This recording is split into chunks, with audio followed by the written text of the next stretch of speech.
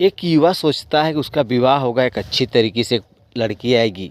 माँ सोचती है उसका बेटा के पत्नी आएगी, बहू आएगी, बहुत सुंदर होगा।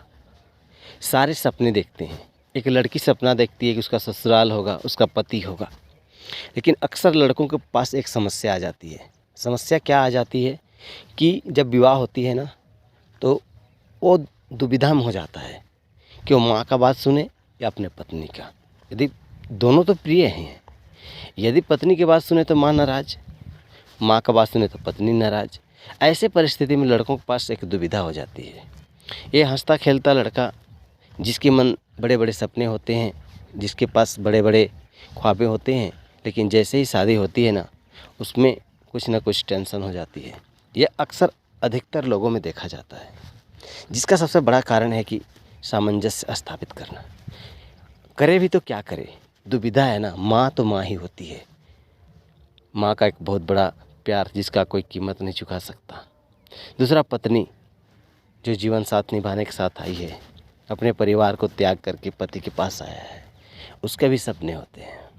ऐसे परिस्थिति में पति के पास, उस लड़के के पास कोई ज्ञान नहीं होता है जिससे उसे परेशानी ना हो। वो दुविधा में रहता है।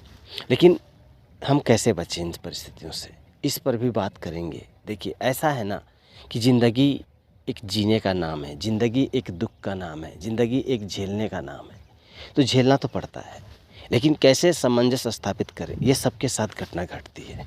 सामंजस्य स्थापित करने के लिए क्या है कि जब भी कभी समस्या हो ना, पत्नी बात ना माने, माँ बात ना माने, तो दोनों की समस्याएं आपको सुन लेने हैं।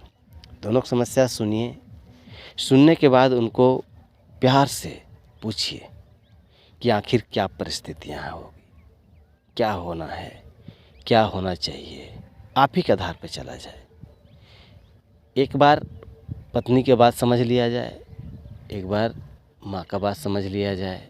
जब दोनों की बातें समझ में आ जाए ना, तो उनके पसंद का उनके आधार पर चुना जाए कि एक रूटीन के आधार पर कि एक बार तेरा होगा, एक बार तेरा। ऐसे परिस्थिति में सामंजस्य स्थापित हो सकती है। अन्यथा घर तो टूटेगा ही, घर तो बिखरेगा ही। जब तक हम सामंजस्य स्थापित नहीं कर पाएंगे ना, जीवन में कष्ट होता ही रहेगा। और किसको मना कर सकते, सबका अपना अपना जीवन में अपना अपना अधिकार है।